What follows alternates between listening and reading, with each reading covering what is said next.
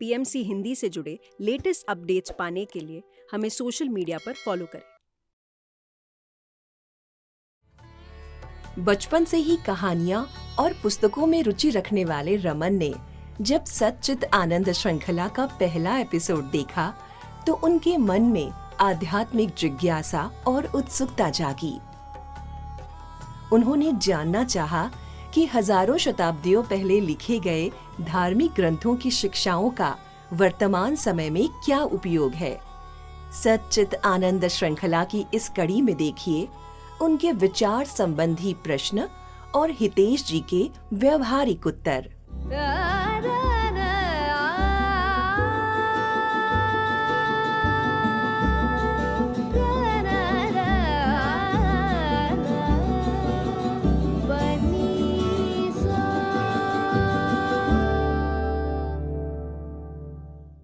नमस्ते हितेश जी।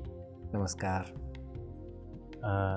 अभी मैंने आपकी सच्चिदानंद श्रृंखला का पहला एपिसोड देखा था पीएमसी हिंदी पे। उसमें उपनिषदिक विजडम के अराउंड उसको स्टोरीज़ के थ्रू जैसे लेके आएंगे अभी जी। तो उस फर्स्ट एपिसोड में आपने जैसे थोड़ा परिचय दिया कि इस सीरीज़ में, इस शो में कैसा होने वाला है, क्यों वैदिक विजडम रेलेवेंट है आज भी। तो उस थ्योरी से हट के थोड़ा बहुत प्रैक्टिकल क्वेरीज हैं मेरी। जैसे हमारी डेली लाइफ में हम खुद पे तो आजकल सेल्फ हेल्प का बहुत ट्रेंड चल रहा है, तो खुद पे तो हम डेली वर्क कर रहे होते हैं कुछ ना कुछ बेटर करने के लिए अपने आप को लाइफ में। मगर जिन लोगों से हमें डील करना होता है रिलेशनशिप्स में, प्रोफेशनल वर्क लाइफ में, उन लोगों से हमारी एक्सपेक्टेशन होती है कि वो भी अपने आप पे वर्क करें। जी। हो सकता है कर भी रहे हों, मगर हमारी एक्सपेक्टेशन होती है कि हमारी एक्सपेक्टेशन के लेवल पे वो वर्क नहीं कर रहे होते। तो कई बार वहाँ पे मैच नहीं करता, वो एक कन्फ्लिक्ट आ जाता है। इससे कैसे डील करें? जी, तो रमन, जैसे कि आपने कहा कि हमारी एक्सपेक्टेशंस कुछ है और व्यक्ति कुछ और तरीके का करते हैं, तो आप बताइए प्रॉब्लम कहाँ है, हमारी एक्सपेक्टेशंस में या उस व्यक्ति में? मतलब एक्सपेक्टेशंस ना रखें या कम रखें? एक्सपेक्टेशंस ना रखें, क्योंकि अगर हम एक्सपेक्टेशंस रखेंगे तो हमने ऑलरेडी एक मापदंड सेट कर दिया किसी के लिए। अब व्यक्ति उससे इधर उधर, उससे बेहतर भी बनेगा तब भी हमें दिक्कत होगी, उससे कम होगा तब भी दिक्कत होगी। तो इसीलिए ओपन फील्ड रखें, लोगों को पूरी परमिशन दें, जो वो करना चाहते हैं वो कर सकते हैं। आप अपना ध्यान रखें, क्योंकि दूसरे क्या करते हैं वो हमारे कंट्रोल में नहीं है। मेरे कंट्रोल में क्या है? मेरे शब्द, मेरी फीलिंग्स, मेरा बिहेवियर, मैं क्या करता हूँ वो मेरे हाथ में है। दूसरे क्या करते हैं वो मेरे हाथ में नहीं है। और अगर मैं उसके पीछे भागूंगा तो ये कैसे होगा कि कह सकते हैं कि जैसे बिल्ली को अब घंटी कौन बांधेगा, तो फिर तो वो भागने वाली बात है। क्योंकि अगर आपके दाढ़ी है, जैसे आपको दाढ़ी साफ़ करनी है, आप शीशे में देखेंगे, शीशे में आपको लगेगा कि मैं दाढ़ी साफ़ करूं, चेहरा मेरा साफ़ आएगा। आप शीशे को नहीं घिसेंगे ना। हम रिश्तों में क्या करते हैं? हम शीशा घिसते हैं कि दूसरे वाले में कोई दिक्कत है, क्योंकि मेरी एक्सपेक्टेशंस तो ठीक हैं पर ये नहीं कर पा रहा। वास्तव में दाढ़ी कहाँ है? यहाँ। तो जब यहाँ साफ़ होगी तो अपने आप ही सब कुछ साफ़ होने लगेगा। तो दूसरों की हेल्प करने से पहले खुद की हेल्प। थैंक यू भैया। अपने आसपास जैसे मैं देखता हूँ, हर एक एज ग्रुप के डिफरेंट एज ग्रुप के लोग हैं, उनको उपनिषदिक विजडम कैसे हेल्प कर सकती है? जैसे मैं थोड़ा सा इसको एक्सप्लेनेटरी करना चाहूँगा। 8, 10, 15 साल के बच्चे, टीनेज जस्ट आए हैं टीनेज में, उनके हाथ में गैजेट्स आ गए हैं, नए नए अपडेटेड टेक्नोलॉजी आ गई है। गेमिंग या तो गेमिंग वर्ल्ड में है, नॉर्मल रियलिटी से ज़्यादा वर्चुअल रियलिटी पे उनका फोकस है जी। आर्टिफिशियल इंटेलिजेंस के आने के बाद से गेमिंग इंडस्ट्री में भी एक रिवोल्यूशन काइंड ऑफ आया है। तो बच्चों की ना सिर्फ आँखों पे और फिज़िकली इम्पैक्ट पड़ रहा है, जब हम एनर्जी और कॉन्शियसनेस की बात करते हैं जी, तो उनका फोकस, उनका कंसंट्रेशन, उस पर भी इम्पैक्ट पड़ रहा है। तो इतना ज़्यादा एक्सटर्नल एट्रीब्यूट्स के ऊपर ध्यान दे रहे हैं। बच्चों के साथ साथ बड़े भी, टेक्नोलॉजी की बात करें तो माइंडलेस स्क्रॉलिंग चल रही है। वही बच्चा बड़ा होता है तो करियर में कन्फ्लिक्ट आ जाता है कि वो उसका पैशन कुछ और है और पेरेंट्स कुछ और उसको चाहते हैं करे। अब वो पेरेंट्स की माने तो मन में द्वंद्व रहेगा, खुशी से नहीं कर पाएगा। अपना पैशन फॉलो करेगा तो पेरेंट्स के साथ क्लैश रहेगा, पेरेंट्स खुश नहीं रह पाएंगे, फैमिली लेवल पे कन्फ्लिक्ट रहेगा। वो बच्चा थोड़ा और बड़ा होगा तो कोई पार्टनर की तलाश में, आजकल जैसे ट्रेंड में है swiping culture, left right swipe करके मोबाइल पे किसी पार्टनर की तलाश जारी है कि बाहर कोई बैठा है जो मुझे वर्दी ऑफ लव फील कराएगा, कि मैं काबिल हूँ प्यार के, ऐसा फील कराएगा जी। और थोड़ा बड़ा होगा, कोई पार्टनर मिल जाएगा तो उस कमिटमेंट में, उस रिलेशनशिप में या तो ब्रेकअप्स मुझे दिख रहे हैं अपने आसपास, डाइवोर्सेस हो रहे हैं। तो लोग सच्चिदानंद जैसे हम बात कर रहे हैं शो, तो मेरा सवाल यहाँ आ रहा है कि वो खुश नहीं है किसी भी एज ग्रुप में।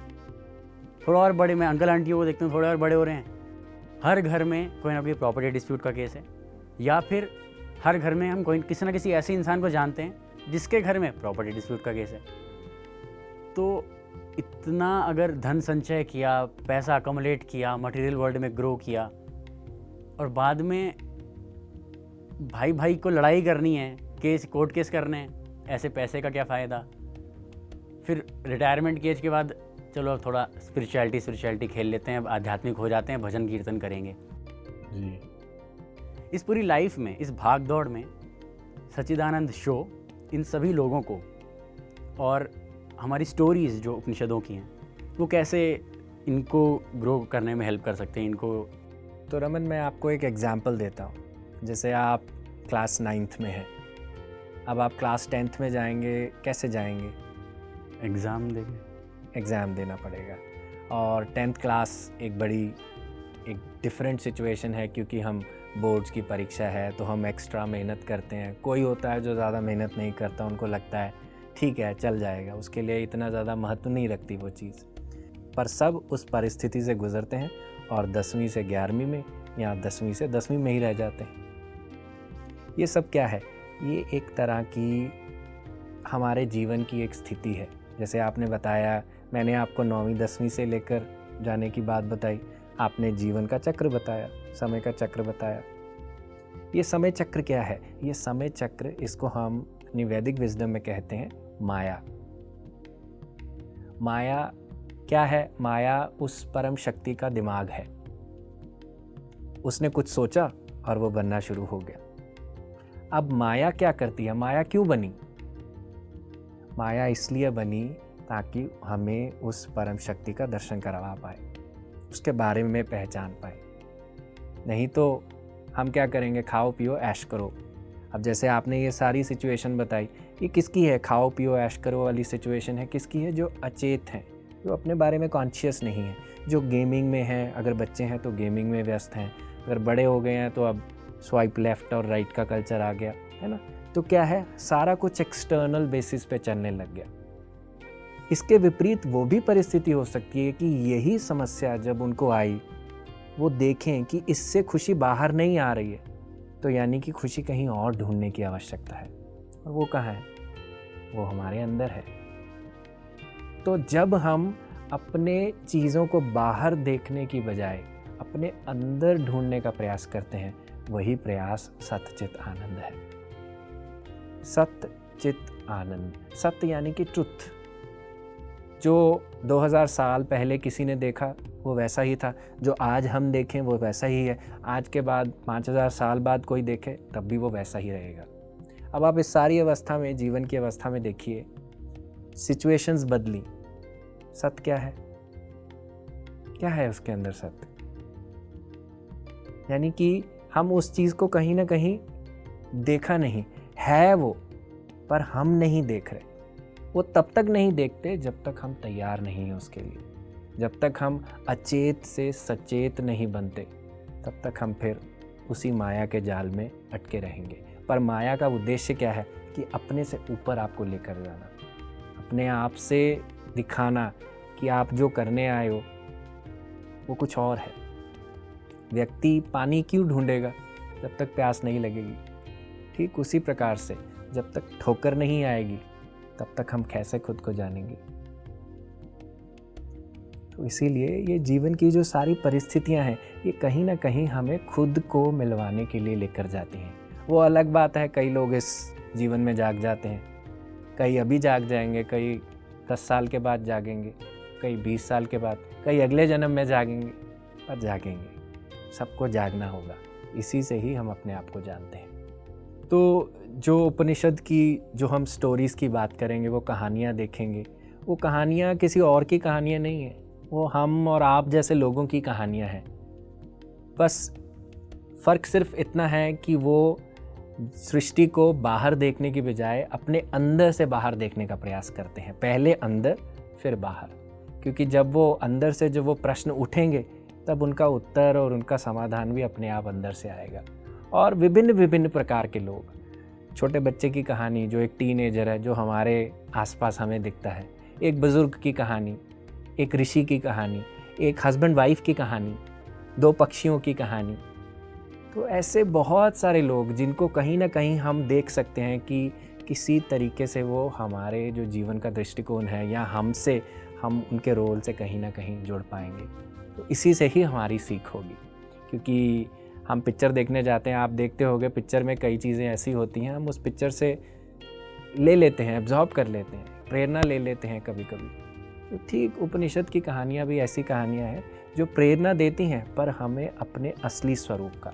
वो आपको बताएंगी कि आपके लिए अंत में क्या मैटर करेगा, क्या आपके लिए इम्पॉर्टेंट है, आपको बार बार वहाँ लेकर जाएंगे। इसीलिए हम इन कहानियों को पढ़ते हैं, सुनते हैं और बार बार सुनने से बार बार उस सत्य का दर्शन पाते हैं। आपने जैसे बोला सत्य चित आनंद, आपने जैसे बात कही सत्य का दर्शन पाते हैं जी। कई बार ऑफिस में मैं देखता हूँ कि मुझे काम करवाना है कुछ, तो कई बार झूठ बोलना पड़ता है। हायरार्की है तो बॉस को आंसरेबल हैं, तो काम करवाने के लिए मैं सच तो बोल नहीं रहा, कई बार झूठ बोलना पड़ जाता है। तो कंडक्ट में, आचरण में तो सत्य नहीं है। और घरों में देखता हूँ बच्चे माँ बाप से झूठ बोल रहे हैं, माँ बाप बच्चों से झूठ बोल रहे हैं, वो माँ बाप क्योंकि पति पत्नी है आपस में भी झूठ बोल रहे हैं जी। तो कहीं ना कहीं धुरी एक्सेस तो फिर झूठ है। आपने जैसा माया कहा, इस संसार झूठ पे चल रहा है, पूरी दुनिया झूठ पे चल रही है। तो यहाँ पे सच्चित आनंद में सत्य तो है ही नहीं फिर हमारे फिर आचरण में। तो रमन, जैसे आप बात कर रहे हैं कि रोज़मर्रा के जीवन में हम देखते हैं कि लोग झूठ बोलते हैं, इस प्रश्न से ज़्यादा ज़रूरी जो हमारे लिए प्रश्न है वो देखना है कि झूठ किस मंशा से बोल रहे हैं। अब देखिए, एक झूठ तो होता है जिसमें हम देखते हैं किसी को झूठ बोलने की आदत है, वो आए दिन ऐसा झूठ बोलता है कि उसे ये भी नहीं पता कि उसका झूठ क्या है और उसका सच क्या है। उसके लिए दूध और पानी एक समान है। पर दूसरी तरफ कोई व्यक्ति है जैसे युधिष्ठिर, एक झूठ युधिष्ठिर ने भी बोला जब उसने कुरुक्षेत्र की भूमि में कहा कि अश्वत्थामा की मृत्यु हो गई। पर उसकी मंशा क्या थी? उसकी मंशा थी धर्म की स्थापना, धर्म को सुरक्षित रखना, जो धर्म है उसको बनाकर रखना। देखिए, जो ऐसा झूठ होता है ना, वो पूरे जीवन में एक ही बार बोला जाता है। अगर झूठ को बार बार बोलना पड़े तो जान जाइए उसके पीछे की मंशा सही नहीं है। जो एक बार आया और उसके पीछे आप अपनी पवित्रता से उसको बोलते हैं, आपकी इंटेंशन सही है, जैसे युधिष्ठिर की इंटेंशन सही थी, फिर वो झूठ झूठ नहीं है, क्योंकि उस झूठ का भी वही केंद्र है जो सच का केंद्र है। जैसे काला और गोरा दोनों रंग का केंद्र है, ठीक उसी प्रकार से सच और झूठ द्वैत के 2 पहलू हैं, पर जुड़े दोनों अद्वैत से हैं। तो अगर आप देखें लोग झूठ बोल रहे हैं, मैं सिर्फ यही कहूँगा कि आप अपने सच पर बने, आप अपने सच का साथ दें। वो क्या करते हैं ये मेरे कंट्रोल में नहीं है। ये ज़रूर है कि अगर आप अपने सच का साथ देंगे तो सृष्टि आपको सत्य का ही दर्शन कराएगी और आपको उसी तरीके से आगे लेकर जाएगी। अगर हम उनकी तरह कहूँ कि खरबूजे को देख खरबूजा रंग बदले, अगर मैं उनकी संगत में डल गया तो फिर क्या होगा, मेरी भी रंगत वैसी ही होगी। तो आप अपनी गेम खुद निर्धारित करें, आप कैसे खेलना चाहते हैं, किस तरीके से खेलना चाहते हैं अपने जीवन में, आप निर्धारित कीजिए। और यही हमें सत चित आनंद, हमारे वेद यही सिखाते हैं। हमारे वेद थोपते नहीं हैं कुछ हम पे कि ऐसा करो, नहीं। वेद हमें एक सोचने का नज़रिया देते हैं कि कैसे सोचना चाहिए, हमारी सोच कैसी होनी चाहिए और किस प्रकार से हम एक तरीके से धीरे धीरे, चाहे लॉजिक से चलूँ चाहे लॉजिक के बियॉन्ड चलूँ, हम दोनों तरीके से अपने विषय को निर्णय दे सकते हैं, अपने जिस निर्णय पर पहुंचना चाहते हैं वहां पहुंच सकते हैं। तो अपने सत्य पर ध्यान दीजिए, बाकी जो होना है उसको रहने दीजिए, उनको चलने दीजिए। यह जानिए कि उनके अंदर भी वही है जो आपके अंदर है। तो आज उनका कुछ और करना है, आपका कुछ और करना है, ठीक है। अभी जब आपने युधिष्ठिर का उदाहरण दिया तो धर्म शब्द का प्रयोग किया जी। धर्म से मैंने सुना है माता को अपना धर्म निभाना चाहिए, पितृधर्म हो गया जी। एक शब्द शायद गीता में आता है, स्वधर्मे निधनम चाहे। तो जी। धर्म, और हम आज देखते हैं धर्म को शायद संप्रदाय से माना जाता है ना, जी। कि हिंदू, मुस्लिम, सिख, जैन, बौद्ध, ईसाई, जी। इनको धर्म मान रहे हैं जैसे लोग। धर्म क्या है, इसमें से कौन सा वाला धर्म है? जी। रिलीजन इज रिलीजन नॉट धर्म। जी, देखिए, रिलीजन धर्म का हमने एक एक्सटेंशन बनाया है, क्योंकि क्या होता था, धर्म को अगर लोगों को समझाना है तो हमारे ऋषि मुनियों ने उसको अलग अलग भागों में बांटा। जैसे हिंदू धर्म निकला, फिर सिखिज़म निकला, क्रिश्चियनिटी निकली, कोई भी धर्म है, वो सब धर्म हमारी वास्तव में बात किस चीज़ की करते हैं, उसी परम शक्ति की बात करते हैं। तो वास्तव में धर्म क्या है? वो धर्म जो आपको सबसे पहले अपना बेस्ट, स्वधर्म जिसको हम कहते हैं, अपना बेस्ट करने पर प्रेरित करे। दूसरा आपके समाज का, आपके परिवार का। तीसरा हमारी सोसाइटी का। तो ऐसा काम करना चाहिए जो अलाइनमेंट में हो इन तीनों के, क्योंकि इसी से ही फिर हम अपना धर्म बेस्ट दे पाएंगे। हम राम जी की बात करते हैं, हम कहते हैं कि राम जी ने अग्नि परीक्षा दी, पर एक धर्म के माध्यम से अगर देखें हम, उन्होंने अपने राजा होने का धर्म, क्योंकि समाज का भी एक धर्म है, वो समाज के धर्म को उन्होंने प्रस्तुत किया। और अगर उनको सीता जी पे डाउट होता तो सीता जी जब रावण ले गया था तो वो तभी शादी कर लेते। वो इतनी दूर युद्ध करके उनके पास गए? सीता से वो प्यार करते थे, सीता माता से प्यार करते थे, तभी तो गए ना। तो वही उनका धर्म था कि मेरी अगर भार्या अगर किसी दुविधा में है तो मुझे उसको छुड़ाना है, और धर्म की इसी प्रकार से स्थापना की।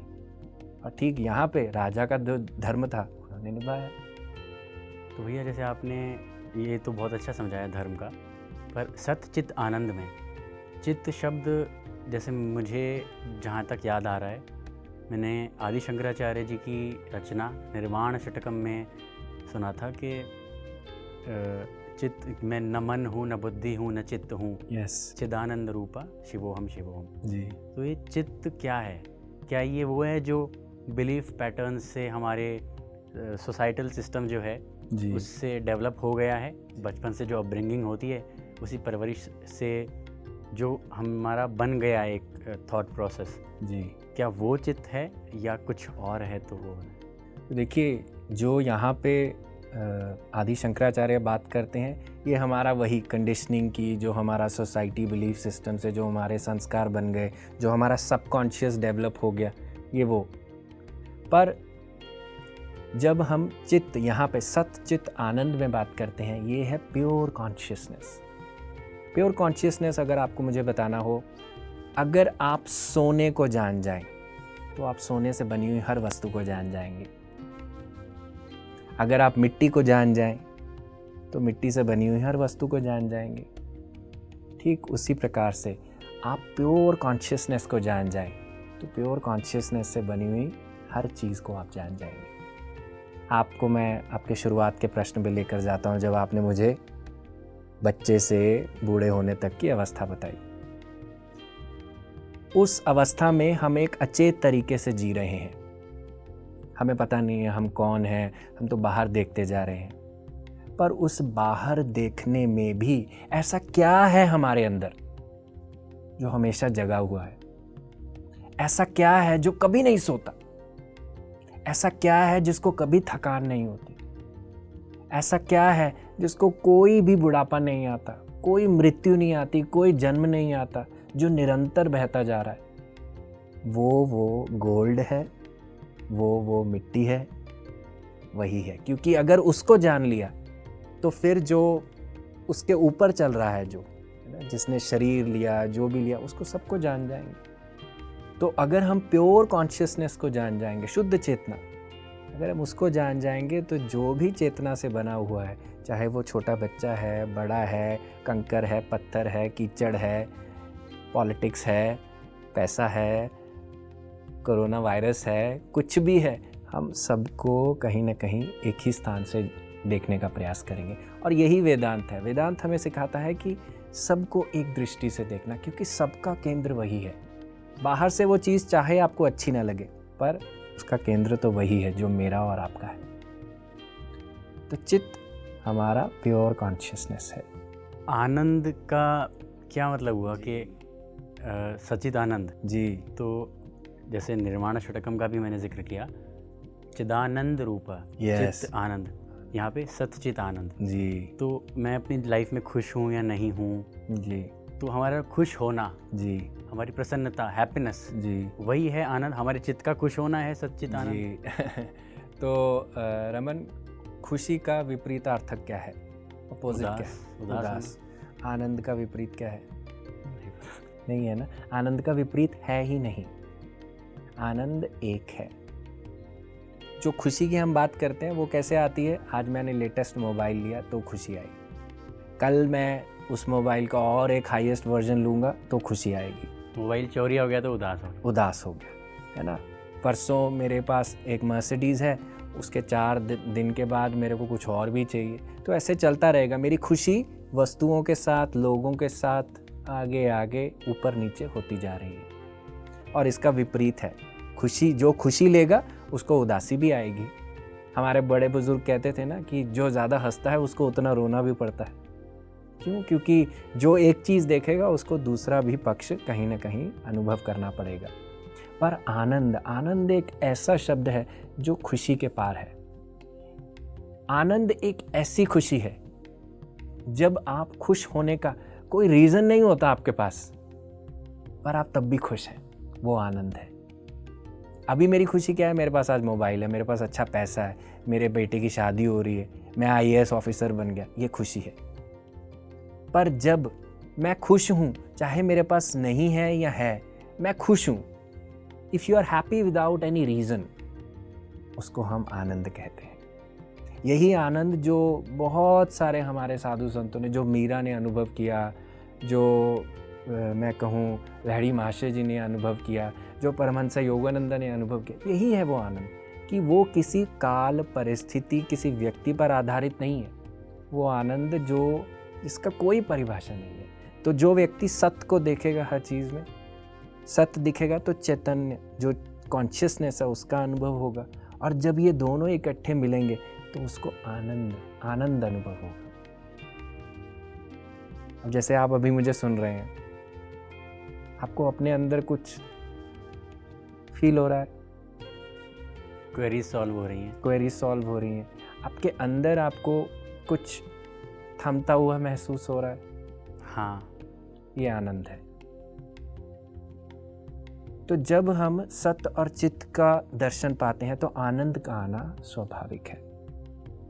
तो चलो रमन, हम अभी ऐसा करते हैं, हम थोड़ा ध्यान करेंगे। और जब हम ध्यान करेंगे तो हम जो सत्य चित्त आनंद का एक स्वरूप है, जिसको हम कहते हैं निर्गुण, यानी कि उसका कोई गुण नहीं है, पर सब गुण उससे निकले हैं। तो आज हम उस पर थोड़ा ध्यान करेंगे। आप कंफर्टेबली बैठ जाओ, पाँव लॉक कर लो, उंगलियों में उंगलियां, आंखें बंद।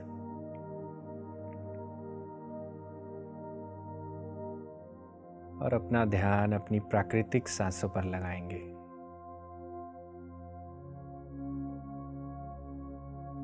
खुद की नॉर्मल नेचुरल ब्रेथ।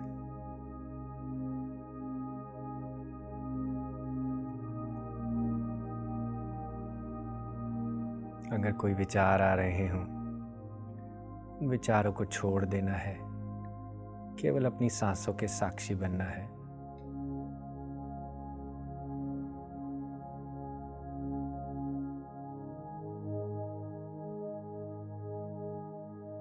विचारों के साथ बात नहीं करनी,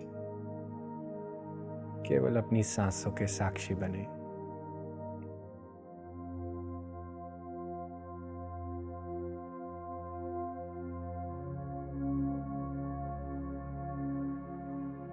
ऐसा क्या है मेरे भीतर जो निर्गुण है?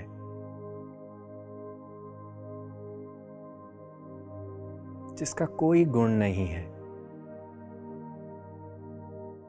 पर हर गुण उससे निकला है।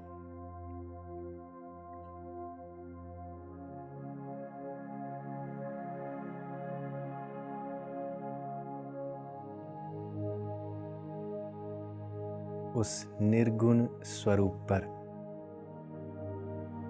दृष्टा बने।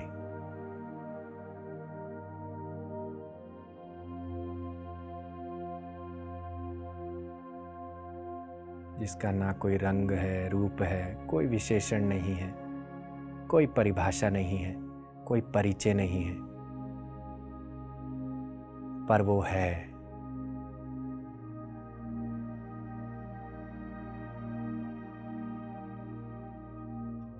जैसे दूध में मक्खन नहीं दिखता, केवल तभी दिखता है जब हम दूध को मथते हैं, ठीक उसी प्रकार से ऐसा क्या है जो हमारे अंदर है, जो नहीं दिखता, पर केवल मथने से ही उभरता है।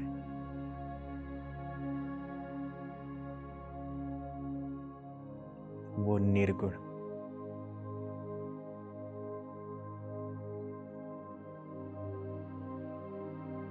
वो निर्गुण स्वरूप ही सत चित आनंद है।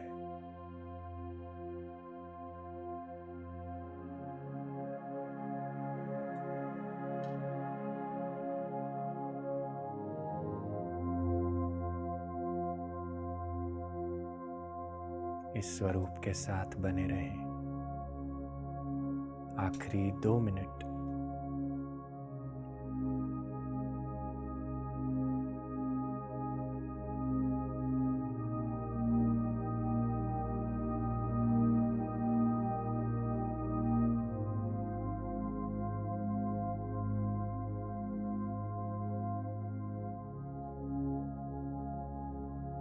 आखिरी 10 सेकंड।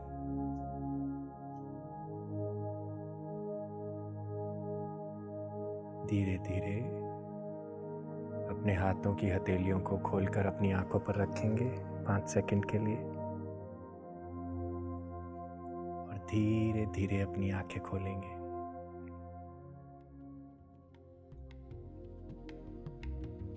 धन्यवाद भैया, बहुत बहुत धन्यवाद। सत्यचित आनंद में जो आप कहानियाँ लेकर आएंगे और उपनिषदों की विजडम, हम बहुत उत्सुक हैं वो कहानियाँ सुनने के लिए। बहुत बहुत धन्यवाद भैया। Thank you Raman, thank you very much.